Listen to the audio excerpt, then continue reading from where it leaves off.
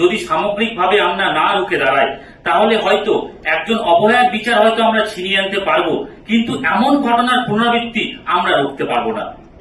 আজকে কলকাতার বুকে সাগর দত্ত হাসপাতালের ঘটনা আবার মনে করিয়ে দেয় এই আন্দোলনের প্রাসঙ্গিকতা।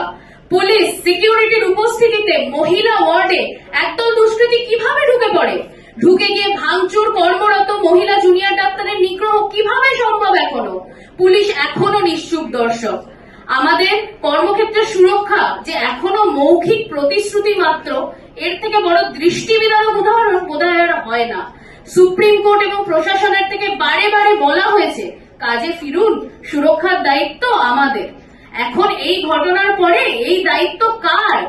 তাই আমাদের জুনিয়র ডাক্তারদের পক্ষ থেকে সর্বসাধারণের কাছে আবেদন, অভয়ার সুবিচার নিশ্চিত করতে, এই ঘটনাগুলির পুনরাবৃত্তি রুখতে, কর্মক্ষেত্রে সুরক্ষার দাবিতে